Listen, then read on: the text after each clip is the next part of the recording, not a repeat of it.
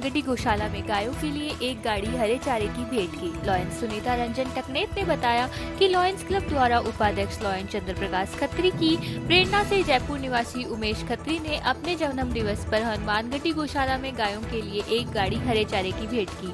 Club सदस्य ने अपने हाथों से गोवंश को हरा चारा खिलाया।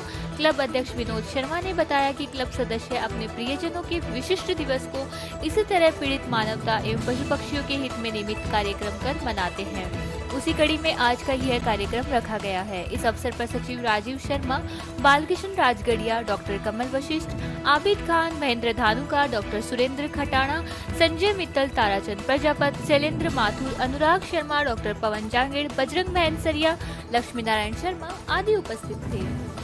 लायंस क्लब चूरू मानवता की सेवा के अलावा पशु पक्षियों का भी उनका भी बराबर ध्यान रखते हैं और इसी श्रृंखला में आज हम हनुमानगढ़ी की गौशाला में आए हैं और वहाँ पर जितने भी बीमार गाय और सांड वगैरह हैं उनकी सेवार्थ लाइन सीपी खत्री जी ने दान दिया है और हम अक्सर यहाँ पर आते रहते हैं। अभी 15-20 दिन पहले भी आके गए थे और हम ये सेवा कार्य हमेशा कायम रखेंगे। मैं विनोद कुमार शर्मा, अध्यक्ष लायंस क्लब।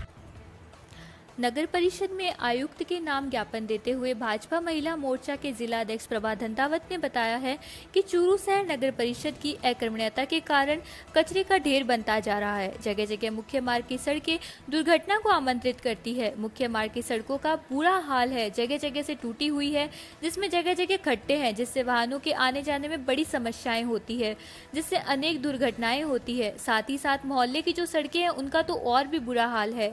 ऐसा लगता है जैसे उनकी सुध लेने वाला कोई नहीं। नगर परिषद के द्वारा उनके किसी प्रकार की मरम्मत की व्यवस्थाएं नहीं की जा रही है। जगह जगह गंदगी का अंबार लगा हुआ है। गंदगी के साफ सफाई की व्यवस्था नगर परिषद के द्वारा पिछले कई दिनों से ठप पड़ी है। गंदगी उठाने वाली ट्रॉली टेंडर के अभाव में यूं ही खड़ी है, जिससे शहर गंदगी का ढेर बना पड़ा है। चारों तरफ गंदगी के अंबार होने से अनेक प्रकार की बीमारियां फैलने का डर बना हुआ है। शहर में जगह जगह नालियों की साफ सफाई को लेकर काफी समस्याएं आ रही है। साफ सफाई की नियमित व्यवस्था नहीं होने से नालियों का पानी सड़कों पर भरा रहता है, जिससे आवागमन में अनेक प्रकार की बाधाएं उत्पन्न हो जाती है। मानसून का दौर चल रहा है। अल्प वर्षा की स्थिति में भी शहर के आधे से ज्यादा वार्ड बारिश के पानी में डूबे हुए हैं, जिससे आम जनता को काफी परेशानी का सामना उठाना पड़ता है। इन समस्याओं का यथाशीघ्र समाधान किया जाए। अगर इन समस्याओं का समय रहते निराकरण नहीं करवाया गया तो भाजपा के कार्यकर्ता आमजन को साथ लेकर बड़ा आंदोलन करने से नहीं हिचकिचाएंगे। इस अवसर पर नगर परिषद की प्रतिपक्ष नेता विमला गढ़वाल, मोर्चा उपाध्यक्ष इंदिरा सैनी, पूर्व पार्षद गीता देवी सोनी, लक्ष्मी पारिक, सत्यनारायण सोनी, सुमन नेहरा, प्रदीप सोनी, मंजू सैनी, अरुणा मंजू वाल्मीकि, ललता स्वामी, विनीता जैन, ममता जोशी आदि ने ज्ञापन दिया। आज नगर परिषद का घेराव करने हम आए हैं महिला मोर्चा जिला अध्यक्ष की तरफ से, ताकि पूरे शहर में 15 दिनों से ट्रैक्टर नहीं चल रहे हैं और कचरे के ढेर लगे हुए हैं। नालियाँ सड़कें का ज्ञापन तो हम काफ़ी दे चुके हैं, पानी की समस्या का काफ़ी दे चुके हैं, इसमें तो कोई सुनाई नहीं है। आज हम सिर्फ एक ही कहने आए हैं कि 15 दिन तक ट्रैक्टर खड़े रहेंगे, कचरे के ढेर लगे रहेंगे। आज नई सड़क है जहाँ पर मंदिर भी है, मेन रोड है, उसकी हालत ये देख नहीं सकती। आज 15 बार आकर के मैं आयुक्त हर एक आयुक्त आता उसको कह के जाती हूँ, उसके बाद भी इसका कोई निस्तारण नहीं किया। चेयरमैन साहिबा उस मंदिर पर आप भी गई हुई है, आज तक पूरे शहर में चेयरमैन साहिबा कोई काम नहीं किया है जो सराहनीय काम हो। आज हमें यही प्रशासन समझ लो, चेयरमैन साहिबा समझ लो, क्योंकि ऐसे आप रहोगी तो चूरू की जनता का हाल तो बेहाल होगा, आपका भी हाल अच्छा नहीं रहेगा। और आयुक्त आता है चूरू में 15 दिन से ज्यादा एक आयुक्त नहीं रहता है। हम किसके पास जाए, कोई समस्या सुनाने के लिए चेयरमैन साहिबा सुनती नहीं है, आयुक्त यहाँ रहते नहीं है, कर्मचारी नगर परिषद में है नहीं। आज नगर परिषद की दयनीय हालत है, चूरू शहर की दयनीय हालत है, इसके जिम्मेदार चेयरमैन साहिब है। आपका नाम? मेरा नाम विमला। राजलदेशर मकान बनाते वक्त दीवार ढहने से एक व्यक्ति की मृत्यु। राजलदेशर कस्बे के वार्ड नंबर 16 में एक निर्माणाधीन मकान के पास दीवार ढहने से वार्ड नंबर 23 के नेमीचंद पुत्र रामेश्वर लाल उम्र 22 की मृत्यु हो गई। घटना की सूचना मिलते ही पूरे राजकीय चिकित्सालय में भीड़ जमा हो गई। वहीं रतनगढ़ के डीएसपी साले मोहम्मद रतनगढ़ सीआई मनोज मुंड मौके पर पहुंचे। परिजनों की सहमति नहीं बनने पर दोपहर 3 बजे मुकदमा दर्ज होने के बाद लाश का पोस्टमार्टम किया गया। वहीं इस घटना को देखकर मृतक के ताऊ पुरखाराम मेघवाल ने 6 व्यक्तियों पर अधिशासी सहित पर मुकदमा दर्ज कराया। घटना की सूचना मिलते ही राजलदेशर पुलिस थाना में कांग्रेस व भाजपा के नेतागण इकट्ठा हो गए। वही मामला की जांच रतनगढ़ डीएसपी साले मोहम्मद कर रहे हैं। 16 में क्या हादसा हुआ, पुलिस क्या कार्रवाई कर रही है? आज मध्य रात्रि के बाद में राजलदेशर कस्बे के अंदर एक पुरानी बिल्डिंग को तोड़कर कार्य चल रहा था। उसके अंदर एक मजदूर है, वो उसमें मलबे में दबने के कारण उसकी मृत्यु हो गई थी, जिसको हमने सुबह हॉस्पिटल मोर्चे में शिफ्ट कर दिया था। और मृतक के परिजनों ने पुलिस थाना राजलदेशर में जो ठेकेदार हैं 5 आदमी, उनके खिलाफ और नगर पालिका ईओ के खिलाफ FIR दर्ज करवा दी है, जिसकी हम इन्वेस्टिगेशन करेंगे। मृतक का पोस्टमार्टम चल रहा है। पोस्टमार्टम के बाद इसका अंतिम संस्कार के लिए इनको सुपुर्द कर देंगे और आगे की इन्वेस्टिगेशन जारी रहेगी। विश्व अंगदान दिवस के अवसर पर जिला कलेक्टर सावलमल वर्मा ने शुक्रवार को अपने कक्ष में पर्यावरण प्रेमी शिक्षक बाबूलाल तुनगरिया की ओर से प्रकाशित जागरूकता पोस्टर अंगदान जन जागरूकता अभियान का लोकार्पण किया। इस दौरान बाबूलाल तुनगरिया ने देहदान की घोषणा की। इस मौके पर जिला कलेक्टर वर्मा ने कहा कि एक व्यक्ति अंगदान करके कई जिंदगियों की रक्षा कर सकता है। उन्होंने कहा कि दुनिया में अनेक लोग ऐसे हैं जिन्हें अंग न मिलने की वजह से मौत का शिकार हो जाते हैं। देहदान को लेकर इस जागरूकता की जरूरत है कि हमारी मृत्यु के बाद यदि हमारा शरीर मानवता के कल्याण के लिए काम आता है तो इससे बेहतर और बात क्या हो सकती है। पीएमओ डॉक्टर HF गोरी ने कहा कि देहदान के जरिए मनुष्य अपनी मृत्यु के बाद भी जीवित रह सकता है तथा उसका यश हमेशा उसे जीवित रखता है। उन्होंने कहा कि हम सभी को समाज के कल्याण के लिए इस दिशा में प्रयास करना चाहिए। उन्होंने बाबूलाल तुनगरिया द्वारा की गई देहदान की घोषणा पर उनकी सराहना करते हुए कहा कि बाबूलाल द्वारा विभिन्न क्षेत्रों में लोगों को जागरूक करने का प्रयास किया जा रहा है। देहदान की घोषणा निसंदेह दूसरे लोगों को प्रेरित करने वाली होती है। CMHO डॉक्टर मनोज शर्मा ने कहा कि हमें रक्तदान और देहदान को लेकर किसी भ्रांति में नहीं आना चाहिए और अपनी सोच मानवतावादी रखनी चाहिए। उन्होंने कहा कि आज चिकित्सा विज्ञान ने इतनी प्रगति की है कि विभिन्न अंगों का प्रत्यारोपण किया जा सकता है, लेकिन इसके लिए अंगों की उपलब्धता का होना बहुत ज़रूरी है। लोग अंगदान के लिए आगे आए। इस दौरान सहायक निर्देशक कुमार अजय, CDEO लालचंद वर्मा भी वहां मौजूद रहे। देहदान की आज घोषणा की है, ये धन्यवाद के पात्र हैं और ये चाहते हैं कि इनका सारा जीवन जिस प्रकार समाज सेवा में गुजरे उसके लिए भी प्रेरणा ली इन्होंने और मरने के बाद भी इनकी देह के काम आ सके, ये संकल्प लिया है। मैं इनको इसके लिए धन्यवाद साधुवाद देता हूँ और इनको लंबी आयु की कल्पना और लंबी स्वस्थ रहने की भी कामना करता हूँ। धन्यवाद। अगस्त क्रांति सप्ताह के 5वें दिन नगर परिषद में जिला कलेक्टर सावलमल वर्मा की अध्यक्षता में हुई गोष्ठी। स्वतंत्रता सेनानियों का किया सम्मान। राष्ट्रपिता महात्मा गांधी ने 150वें जयंती वर्ष के उपलक्ष्य में चल रहे अगस्त क्रांति सप्ताह के 5वें दिन नगर परिषद सभागार में आयोजित हिंद स्वराज हिंदुस्तान की स्थिति विषयक गोष्ठी में देश की स्थिति के परिप्रेक्ष्य में गांधी दर्शन पर मंथन किया। इस दौरान कोरोना काल में बेहतर काम करने वाले 25 स्वच्छता सेनानियों का सम्मान किया गया।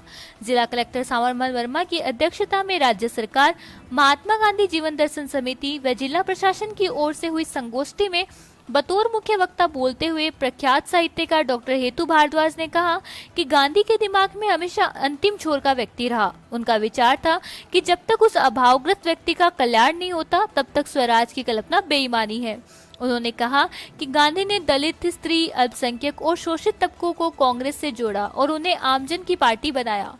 हिंसा की तरफ अग्रसर होते हुए संविधान संग्राम को सत्य और अहिंसा जैसे भारतीय मूल्यों से जोड़ा और अहिंसक युद्ध के योद्धा को तैयार किए। जहां दूसरे सेनानी आरोपों को नकारते थे, वही गांधी ने सच का सहारा लिया। अंग्रेज सत्ता गांधी को सच को सहन नहीं कर पाई।